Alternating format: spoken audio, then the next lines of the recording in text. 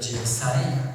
So on behalf of the organizing committee, it's our great honor and pleasure to welcome Professor Giovanni Pistone from Collegio Carlo Alberto in Italy. His talk will depart a bit from most of the talks that consider parametric models, and he will address a key issue on non-parametric information geometry. Please.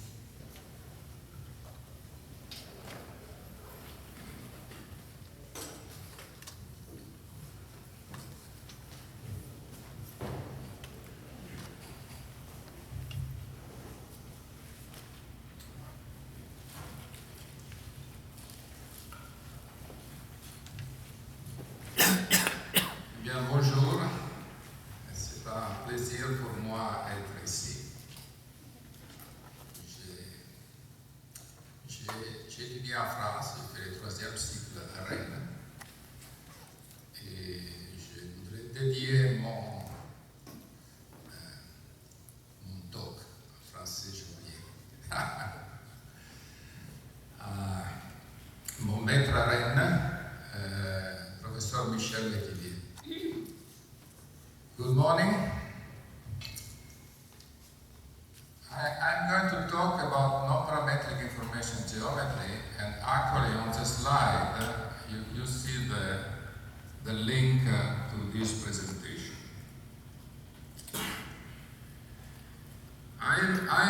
During my talk, I am using quite freely, without quotation, work of many other people, most of them in this conference. But I'm not giving during the presentation detailed reference.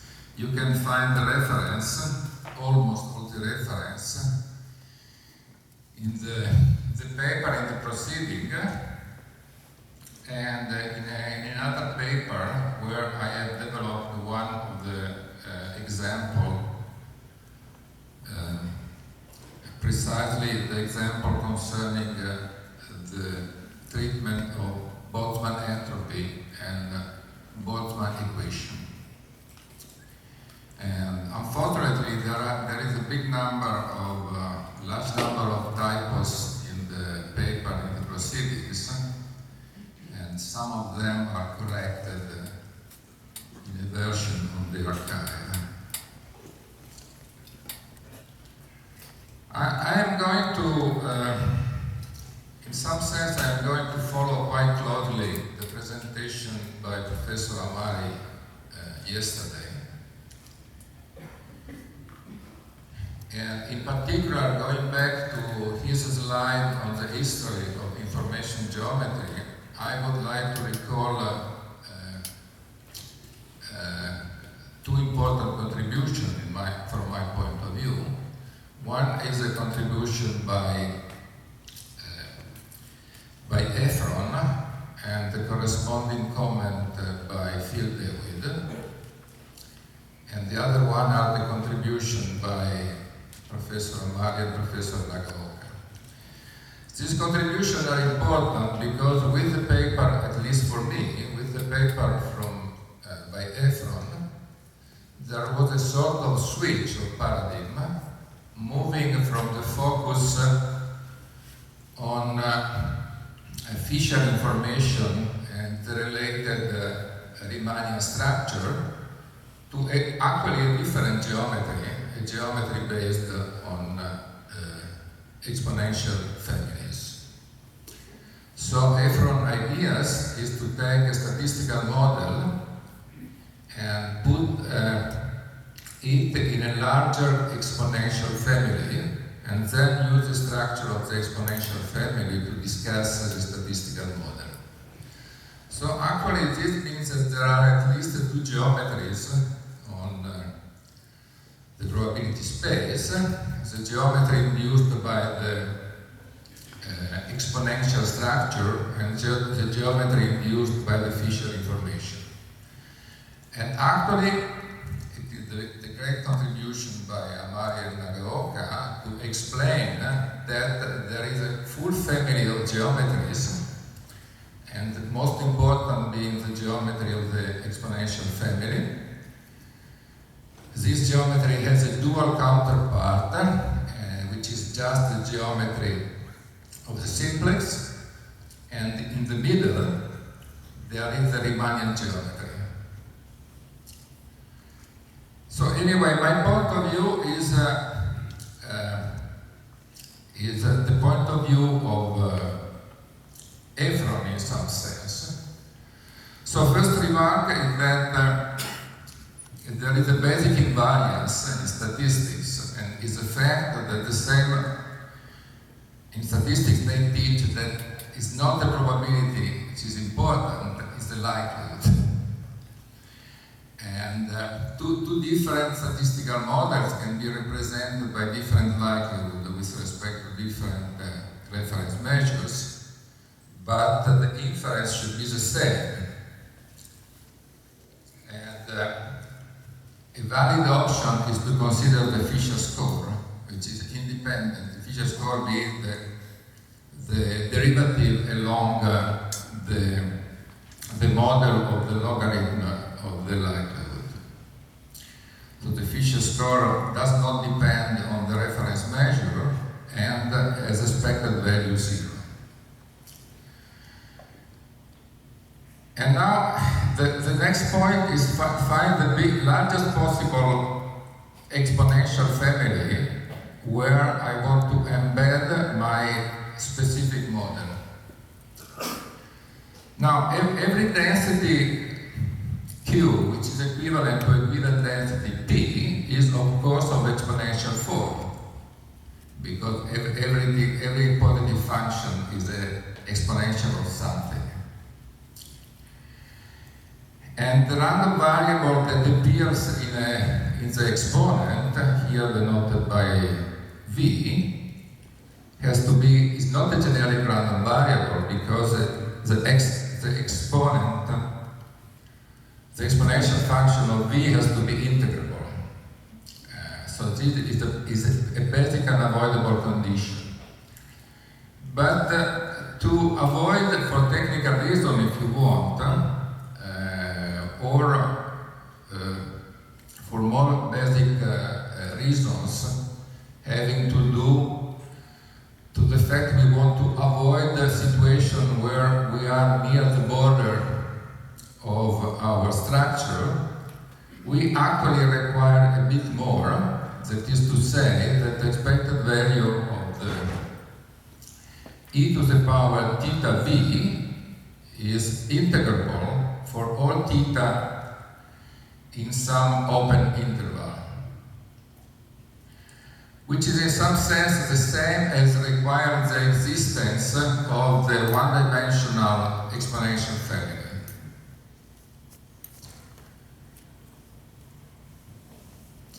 So, my plan, as you see, is the same as the plan of the Professor Amari talk. I talk about exponential family, then I talk about vector bundles, or if you want, connections. And then I talk about some more recent development called deformed exponential families. So my point is that I don't understand at all the parametric version of differential geometry. So for me, I must confess that gamma ijk, I don't understand what does it mean. So my version does not have any of this notation. It's purely functional. So first of all, we have to distinguish a number of sets of probabilities. We have the set of strictly positive probability, which is the usual ingredient of statistical models. We have the set of, not probabilities, more precisely I consider densities. We have the set of densities. Unfortunately, the set of densities is not suitable for constructing an infinite dimensional geometry, because the positivity condition is not a topological condition. the set of strictly positive integrable functions is not an open set in L1. So there is a contradiction between the positivity and the topology. So in some cases we are forced to go to a bigger space, I call it P sub 1, which are functions without any restriction on the positivity, but with integral equal 1. So I want to define a differential geometry on this space, which in a way which is meant to be a non-parametric generalization of information geometry. I don't want to use any explicit parametrization. In some sense, we are forced to use a manifold which is modeled on a special Banach space called Horvitz space.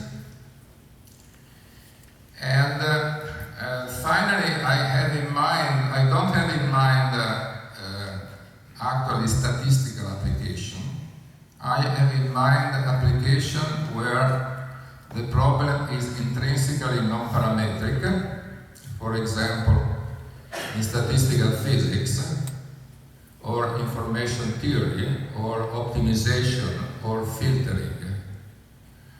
In all these problems, you have evolution of densities, but it's somehow impossible to give a parametrization of the evolution. So we want to construct a Banach manifold. So what is a Banach manifold? Given a set and a subset E and the Banach space B, we consider a one-to-one mapping from the subset E to the Banach space B and call it a chart if the if is one-to-one and the image is open. And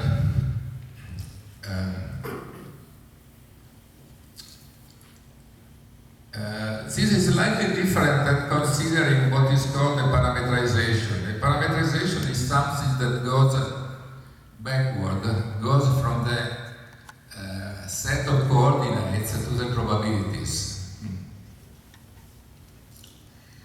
And having one chart is not enough actually to construct the geometry. We want an atlas of chart, and so we have to check the compatibility of the charts.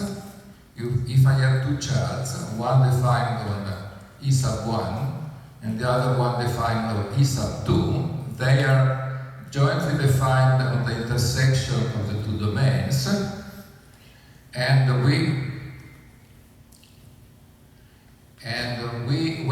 want to change a coordinate going from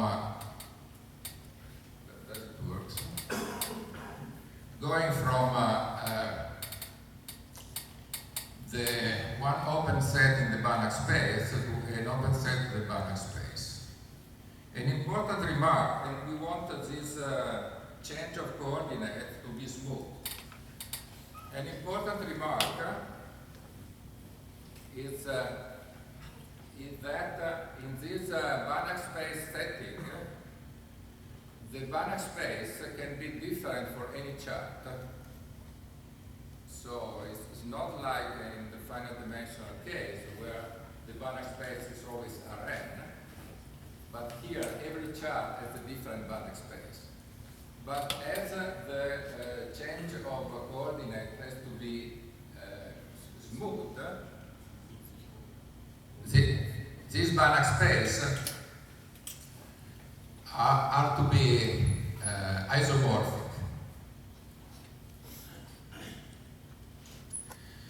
So in our case, the set is a set of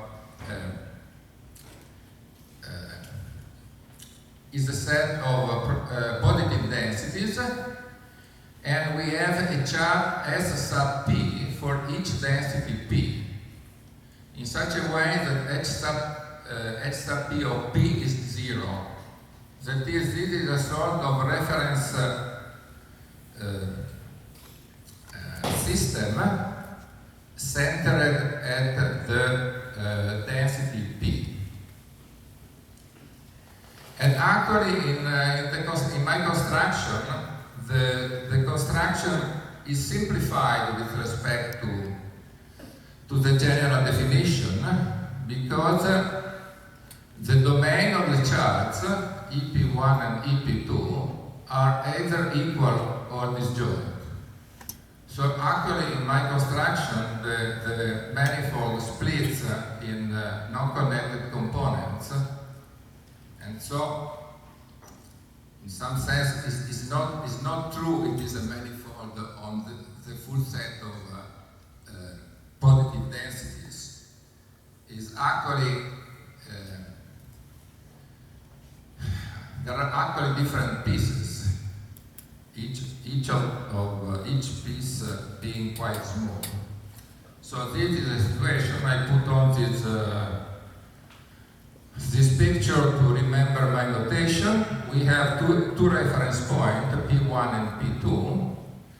We have two Banach space, B sub P1 and B sub P2, and we have a chart SP1 and SP2 mapping a generic density Q to U1 or U2, and we have a change of coordinates going to U1 to U2, and we have two domains open domains in the Banach space.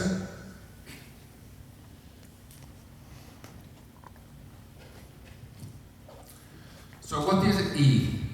E is from exponential.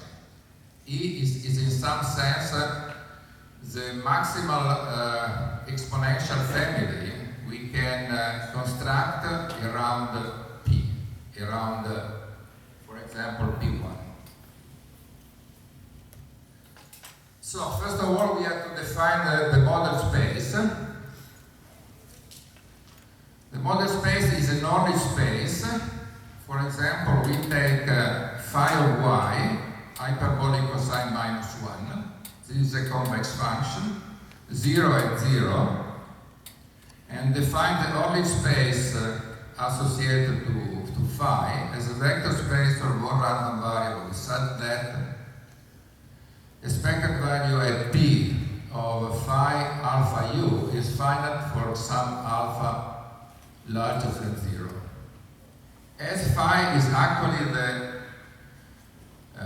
positive exponential plus the negative exponential, this condition is exactly the condition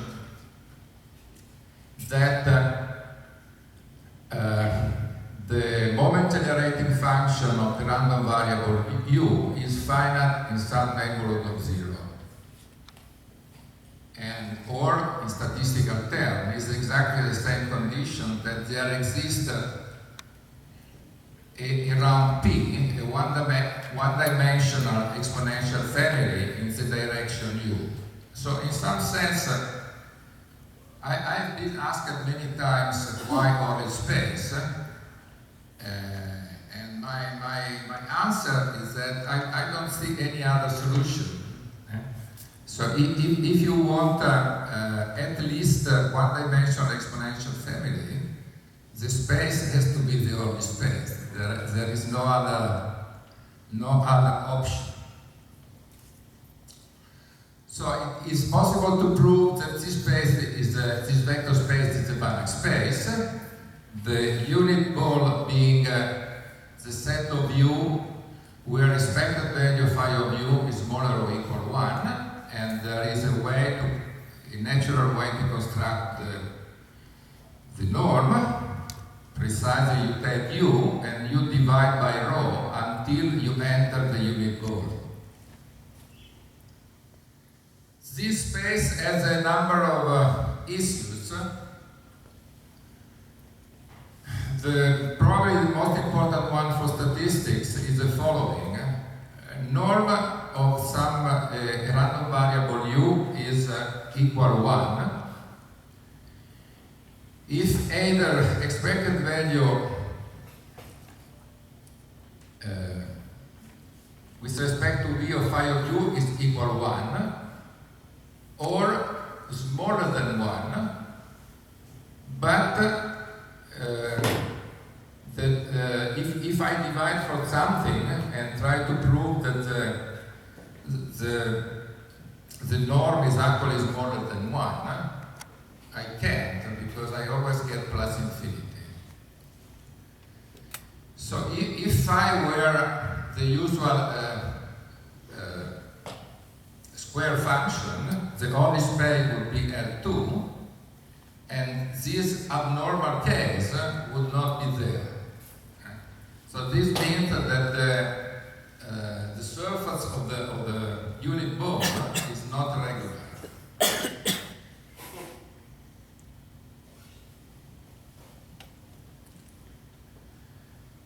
Well, this construction can be applied in particular to finite state space.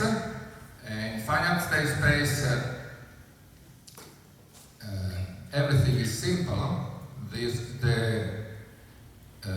All random variable belongs to the correct space. However, the problem is not completely solved because the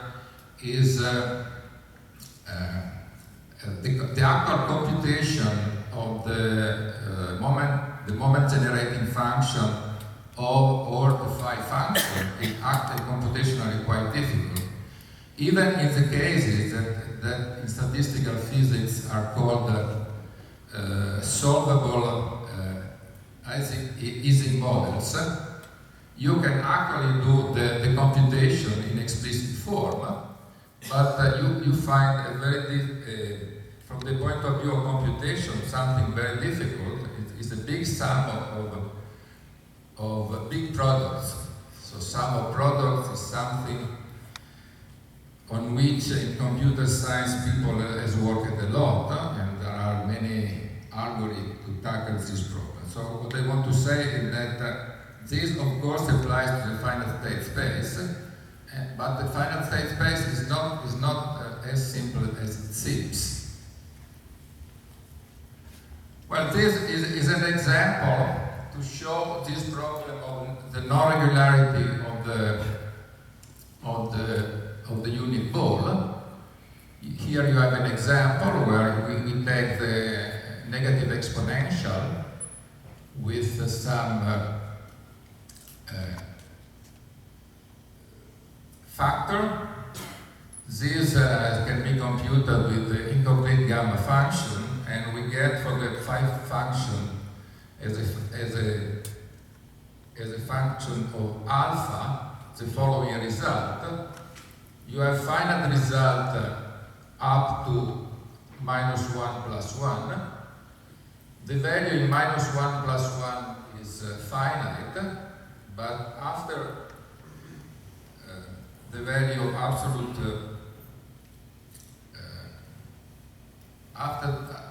for absolute value of alpha larger than 1, you always get plus infinity.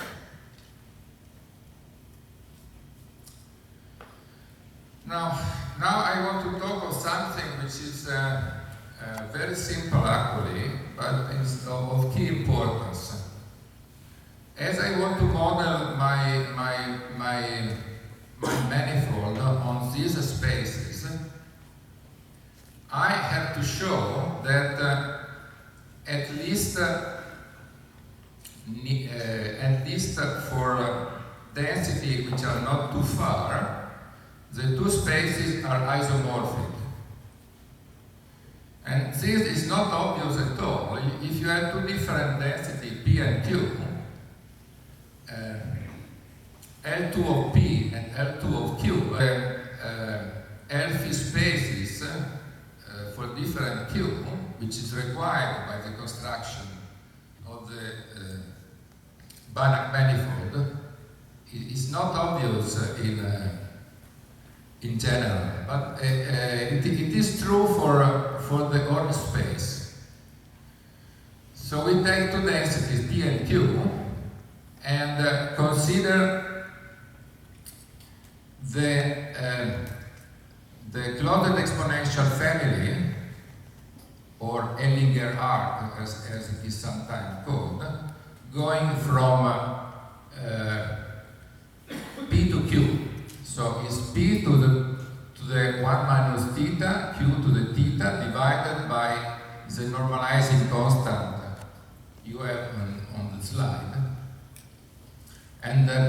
the convexity, this is always finite for theta between 0 and 1. And I ask something more. I ask this to be equal, to be finite on an open interval containing 0, 1. This is the same as requiring that there exists an a one-dimensional exponential family defined on an open set containing in the interior P and Q. So if this condition is satisfied, then the two Oric spaces are equal as set and they have equivalent norms. And I give you the proof because it's very simple and in my opinion is important. We have to consider the function integral e to the SU multiplied by the density of the Ellinger arc, d mu. This is a convex function in S and T. And this convex function, if you put theta equals 0, is finite on an open neighborhood of 0 if you assume U to belong to L phi P by definition. And if you put S equals 0, this is finite on an open interval containing 0, 1 by assumption. Therefore, if you take theta equal 1, so you are in Q, there is an open interval up where this function is finite. So I denote the equivalent condition smile because I like it very much. T is openly connected to Q.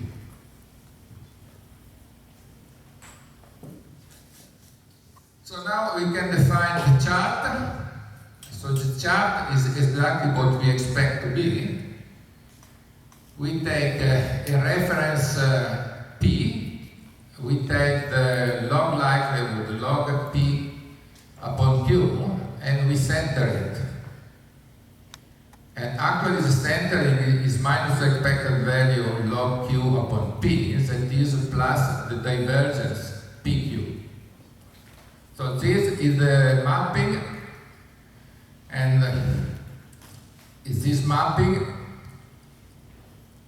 is defined on a set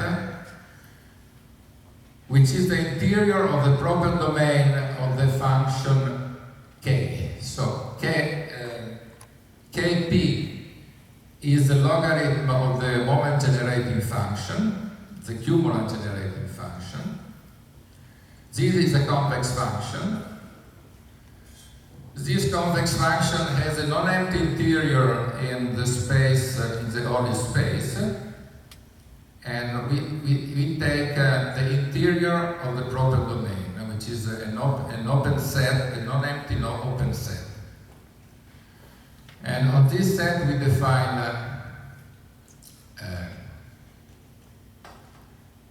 the inverse of the mapping SP, EP, that produce backward a density.